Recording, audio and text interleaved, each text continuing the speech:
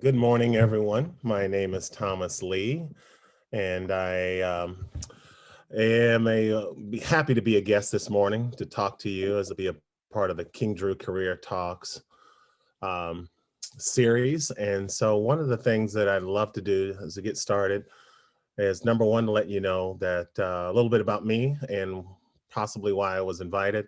One, I used to be a King Drew teacher. I used to teach in the English department. I taught ninth, 11th, and 12th grade English and literature. It was one of my favorite jobs I've ever had in my entire life.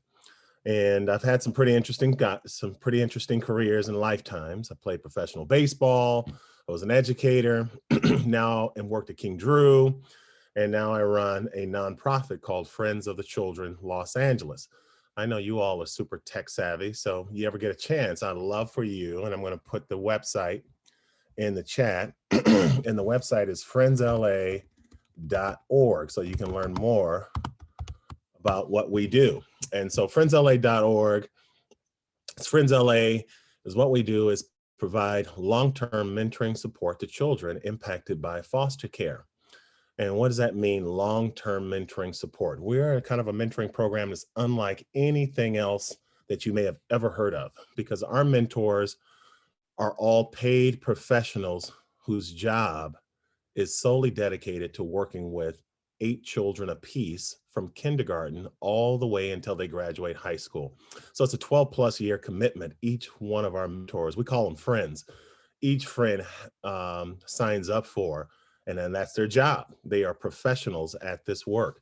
And the way their daily work week looks, they spend 4 hours a week with each child, 2 hours in the home, in the community, and 2 hours in the classroom, all the way up to fifth grade. After fifth grade, we get out of the classrooms because it's not so cool to hang out in classrooms with kids. They don't want us there cramping their style. And so we make sure that we spend all of those 4 hours with them one-on-one in their homes and in the community. And so that's what we do.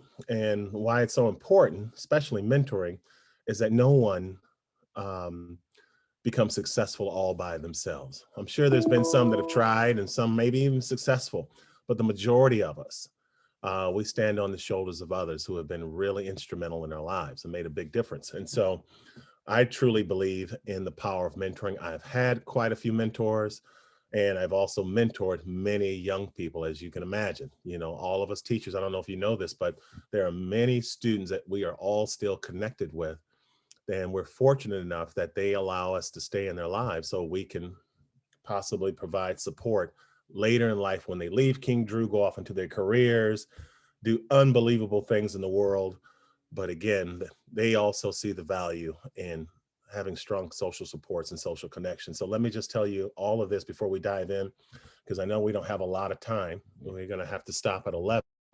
So I want to give you an opportunity to ask me some questions, and I'll certainly oblige. But one of the things that you have to know when you look at this, when I look at this gallery of students, you should know one piece of wisdom about all of your peers is that you never know where all of you may be able to be a great support to one another in the future. One of the things that I see among a lot of King Drew alumni is that many of them that forge really strong relationships with their peers while they're at King Drew, many of them are still very much connected later in life. Many of those students I come across in my daily work in running a nonprofit for children. I see some former King Drew students who are attorneys working for children's rights. I see King Drew students who are on TV. I see King Drew students who have formed their own nonprofits that are educators, some in business, some are in athletics and sports and entertainment. And so they're doing so many things. And what they do is that they share ideas, resources, and wisdom with each other so that they all can continue moving along that pathway in success. So just when you look at this gallery of all these faces, you never know who's going to end up where and doing what and how that might be a huge benefit to you. So social network, social connections is really part and parcel of what I do in terms of building out our mentoring. So I got a list of questions here. And before I do it, like I said, I like to be interactive and I want you to use the chat too. And I'll keep my eyes on it so we can ask questions. And I'll also love to hear your voices and we can open it up very quickly. to hear your thoughts. But some questions here, and I don't know if these are useful for you. I don't know what you all are thinking about today. There's so much going on in the world. Your minds could be all over the place. And so to try to kind of focus it just a bit, I'll just start with a couple, and then hopefully this leads to a really interesting conversation. So the first question is, why did I choose my career or major? So when I was in college, I majored in English. That was my second major. That was my second discipline of choice. Because initially, when I went to college, I thought I wanted to become a businessman. I wanted to be a stockbroker, to be very specific.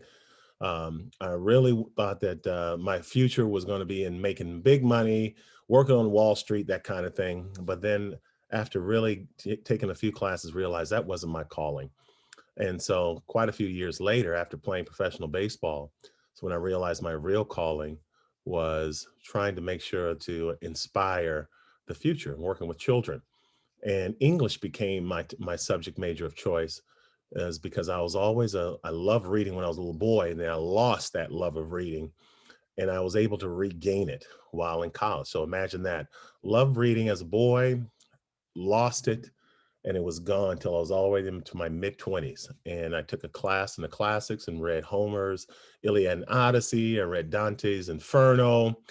I read St. Augustine's Confessions and Ovid's Metamorphosis, and absolutely was blown away and realized that what I needed to do in life was to share the love of words and ideas with young people just like all of you, and haven't looked back since. And so next question, what was my dream career when I was in high school? Well, I think it was probably at the time, probably baseball. But I wasn't a sports or bus type of person. I knew always had a mind that I could fall back on. And so that was just something I always knew that I had in my back pocket, that from the shoulders up, there was much more to offer than what was that. And there was much more to offer from the shoulders up as compared to what I had to offer from the shoulders down in terms of just physical might and strength. Next, here goes a really interesting question. Getting a little personal here. Could you tell us what general salary for someone in your position or career looks like? So I was thinking a lot about this and how the best way to answer this question. I see some questions coming in the chat, so I'm going to look at them real quick. So before I give you the answer to that question, I'm just going to say this. A lot of people think that going to school and going after certain jobs is all about the money. And that might work for some, but I have to tell you, for me, it hasn't. For me, it's been about doing what I know I can do the very best, and then the money just comes. Chase after the impact, and then the money comes after. So for example, when I taught at King Drew, I didn't go to King Drew to teach, and made my decision based on how much they were going to pay me at King Drew or Los Angeles Unified School District. I was thinking about the impact that could possibly made with all of the students just like you. And what ended up happening is that people started to take notice of the passion and care, thoughtfulness, and time and commitment that I put into that work, that it ultimately translated into more opportunities. The better you are at something, whatever that something may be, more and more people will want to pay you for your expertise. And the more that you can do something better than anyone else, the more you get paid. So it's never about chasing money. You chase the excellence, and the excellence leads to greater opportunities when it comes to salaries. So to answer that question, in the world of nonprofits, and so you all know, nonprofits are organizations that are very different from, say, for example, Coca-Cola, from Amazon, from Tesla, from McDonald's. Those companies are trying to sell a good or service and then sell it far less than what it takes to purchase it, package it, and give it to you.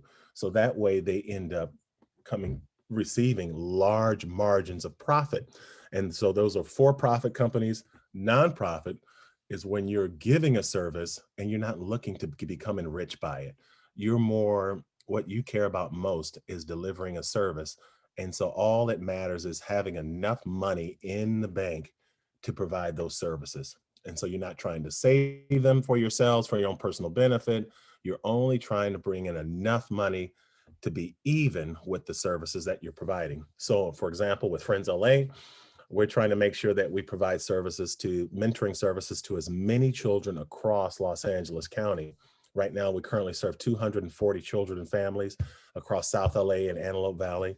We're about to serve another additional 300 Black boys in foster care over the next 3 years. And so our number one focal point is making sure we have enough resources to take care of all those children. And so when it comes to salaries with nonprofits, whether it's the Every Child Foundation, whether it's the Children's Hospital, whether it is the Make-A-Wish Foundation, whether it's the March of Dimes, depending on the size of the organization will determine the salary of the executive. So since I'm the CEO of Friends LA, my salary is largely dependent on the size of the budget. And so, typically the metric for figuring out the salaries of executives for nonprofits is that you don't want the salaries of the executive to be over 10%. And once it gets over 10%, then people start questioning, is the money going to the children or going to the people that need the services, or is it just going to one person?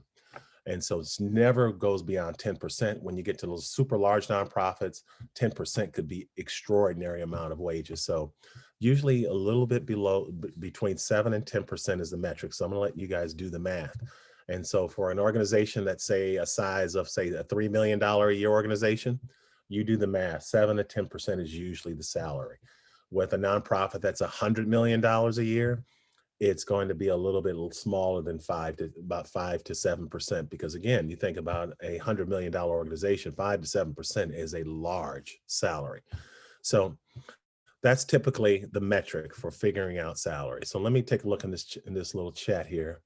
And let's see here. It looks like some instructions by a few people. What made me pursue helping others by, looks like Dayan Cruz. Dayan, thank you for asking that question. Great question. Because I'm an English major, I'm going to couch this answer in literature. And probably a cartoon, and of course this comes from a book that maybe many of you have seen. There's a book called The Adventures of Alice in Wonderland. And in that story, if you all have at least seen the cartoon, if not, you should watch it. There's a scene where a caterpillar asks Alice, "Who are you?" And he asks her over and over again, and Alice doesn't have the answer. And I remember thinking about this big question, and the moment when I really discovered the answer. Who are you? Like many people ask you, I bet you hear this all the time, what are you going to be when you grow up? And it's like the worst question you could ever give a child, because we don't teach young people how to answer that question properly. And so if I were to ask all of you, what do you want to be when you grow up? The answer is not a lawyer, a doctor, a pediatrician, a nurse, a police officer, an astronaut, a professional basketball player, a sports agent. That's not who you're going to be. That's what you're going to do. Who you're going to be is hopefully be yourself. And so for me, answering that question, I realized that when I was in college, that my number one thought that really hit me like a ton of bricks is that I'm a protector of the most vulnerable. I care about the welfare of others. You mess with me, I might let you slide. But if someone messes with any of you, then I will become an absolute lion to protect and keep you all safe from harm. And so once I realized I was a protector of others and had this deep empathic nature for other people, I realized that wherever I needed to be, it needed to be in a position where I could help and serve and support those who were very vulnerable. So that's how I ended up doing the work that I've done over the years, working in nonprofits with foster youth education. It's all about giving back and supporting others. And so that's how I came to that particular place. Let me see if there's any other questions here. Good question, Ms. Cruz. I appreciate that. What's something you wish you knew when I was in high school? Good question. That's from Anna Martinez. So Anna, what do I wish I knew in high school? I got two quick answers for that because we got 3 minutes. I wish I knew what kind of learner I was. Everybody learns differently, and I have a photographic memory, and whatever I read or see, I can commit to memory just like that. I wish I'd known what my talents and skills were as a learner then I would have known how to study properly. For example, like when I read books, I make sure I write a million notes in each one. All the books in my library are full of notes. I wish somebody had taught me that technique when I was in high school, writing notes in the margins. It would have helped me commit so much more information to memory when it comes to being a really good reader. The next thing I would say is kind of like a life lesson is live your life without any regrets. And how do you live a life without regrets? Is of course making choices where you already see the consequences before you make that choice. So you're never caught off guard by the consequences. So if you can live life where you're not living with any regrets, and you also realize what kind of learner you are, and you can apply those different skills, there's probably very little that's going to get in your way. Yeah, very little. Thank you, Anna, for that. All right, another question from Stephanie Behar. Thank you, Stephanie. And this was a private question, but I'm gonna throw it out there big. Stephanie, how has meeting these children, having a connection with them impacted my life? Goodness, it certainly has made it much more fulfilling. And I feel much more connected by giving to others. The benefit of the work that I do is that by giving more through service, you seem to receive more. The greatest among you is famous quote, shall be your servant. And so servant leadership is what I feel like is the core of who I am as a person. So going back to that question, Alice in Wonderland, who are you? I'm a servant of others. If you took everything away from me and I had to start from scratch, I still would be that very same person. Nothing would change. And Logan Wiles, last question, because I think we're running up on time. We are. What is your greatest accomplishment? Oh, goodness. I don't know how to answer this one because I got to be honest, I'm a super humble person. So I don't think I've really accomplished anything yet. I would say number one, you know, if you press me on this answer, I would say making sure that I raise my children better than my parents raised me. At least I think so for now. So they'll let me know in a few more years, I'm sure of it. But making sure I'm a better parent than what my parents were for me. And so I think that's probably my greatest accomplishment.